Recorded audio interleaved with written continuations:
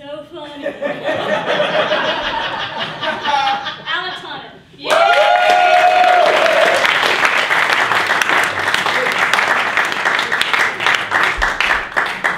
Hey guys. Ooh, goodness. Probably need this, but it's fun. It's a crutch. Oh man, commutes. But really, it's a terrible, terrible week for commutes. The Brown line in the loop, like the upper stuff, is all closed. And so it's routing everything down through the subway. I have a downtown job. I work in the loop 9 to 5, and so I am no stranger to hellish commutes, guys. It's the worst, but this week is extra worst.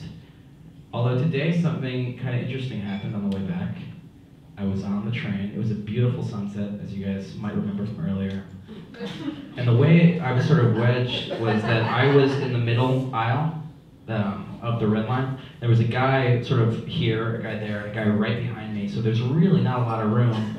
And he was sort of this like squat Asian man with like a really, really big butt. And just sort of the way it all played out, as everyone was sort of jostling at Monroe, like I rested sort of that, and our butts were lined up so that his was right below mine. And so it was like my butt was resting on his, and it was a pretty big butt. So it was like I had like a nice butt shelf, and I had all these weird conflicted emotions the whole time because it was really comfortable, guys. It was like unbelievably comfortable, and I feel like he felt what was going on too, and it was this really strange forced intimacy. But we got out of the underground, and he was still there, and it was still packed, and the sunset was there, and I was resting comfortably, and I was like, I am so relaxed right now. It's Friday, I'm resting, there's no stress in my lower legs, I felt great. And it's weird because I hadn't really thought about my butt as something that like was weighing me down in some way, you know? Like when I didn't have it like noticeable when I was standing, that I would be like, oh, this is actually really nice.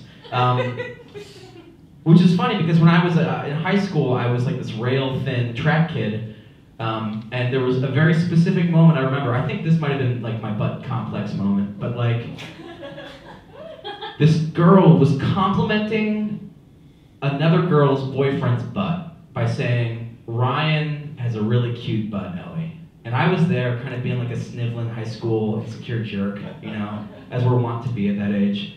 And I go, for some stupid reason, what do you think of my butt? And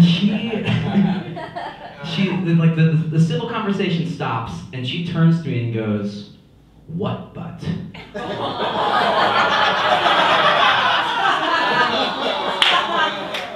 And I was shocked, guys.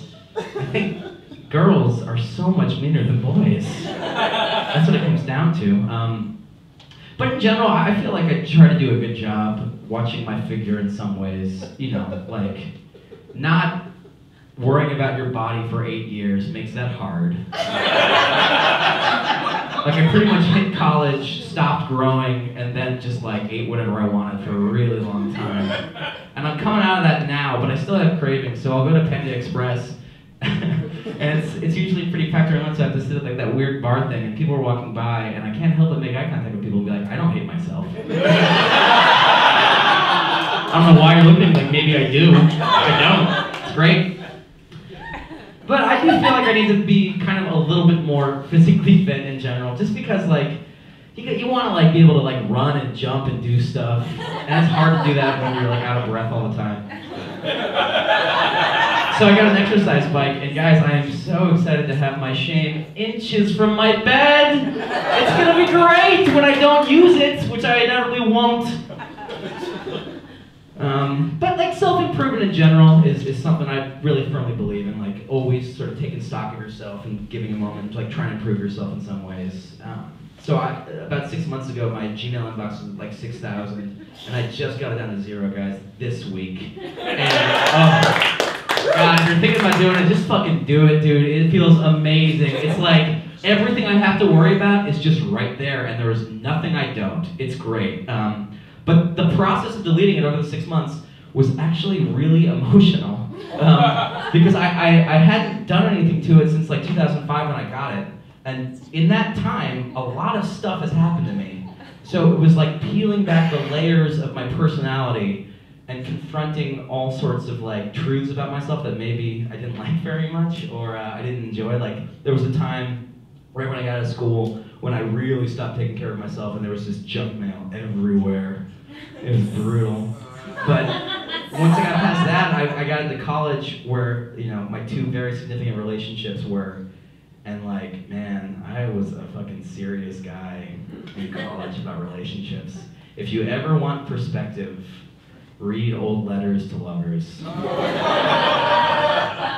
And I don't know who that guy was who was in those relationships, but I'm really glad I'm not him. It would be like no subject, and it's from me to them. It'd be like, I'm not sure why you hung up, but please call me back. And that's it. That's all I wrote in the fucking email. That's not fair to anyone, you know. But like to be fair, I guess it was born of like a weird desperation because the people who I saw in college, the 2 relationships I was in, they were very passionate people, which of course means very dramatic. I think passion actually just means like obsessed with like minute details about stuff that no one else gives a shit about, you know? If you really boil it down, that's all it is, because like, if someone's passionate about anything, it's like, I want to fucking tell you about this. You have to listen. And everyone else is like, no, I'm great.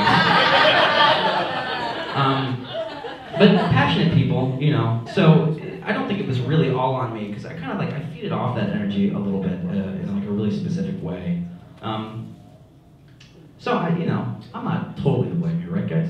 Okay.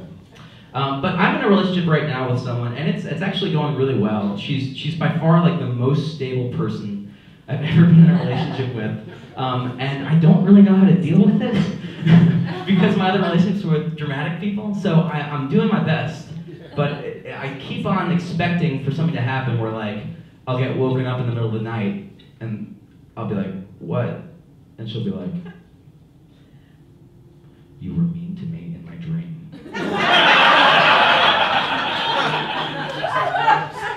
And the really fucked up thing is that I know what to do in that situation. I know how to play that off so she won't not talk to me for 8 days. So when that doesn't happen, it's like, what is going on? Like, is this too good to be true? And it might be, you know, she's real great. We've been together for like 6 or 7 months at this point, and it's going really, really well. But we haven't said I love you yet, even though I think we both definitely feel that way about each other. So I don't know when it's gonna happen, but I'm desperately afraid that it's gonna happen at like the wrong time, because you don't get that shit back, guys. You know what I mean? And the time that it always happens is when I'm ready to say goodbye, because when you love someone and you say goodbye to them, you say, "Goodbye, I love you." Right? But I can't say that, guys, because that is such a bullshit way to have it be the first time you say I love someone and be like, "Oh, bye, I love you."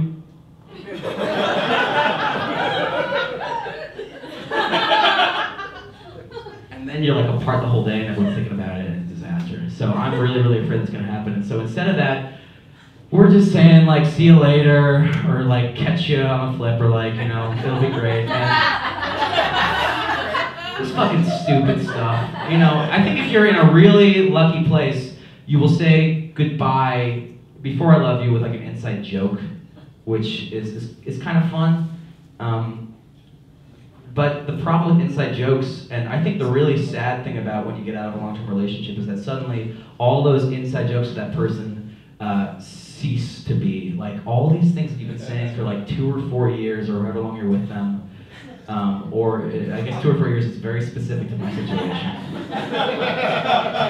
Stop being relevant, and that sucks, because the other thing that happens is you realize how fucking awful all of those inside jokes were, and how much time you wasted as a grown man saying stuff like "baloo" to another grown-up. For 2 goddamn years, guys. It's terrible. It's like the disillusionment of everything. I'm gonna end with one story that happened to me the other day because it was really cool.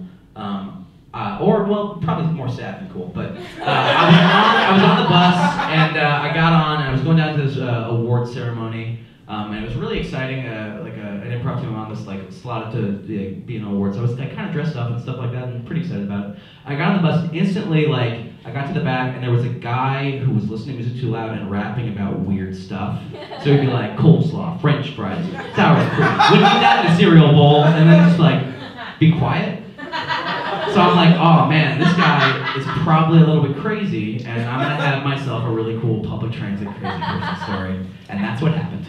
So he proceeded to like win me over with all these great sort of rap stuff, and then the bus stopped.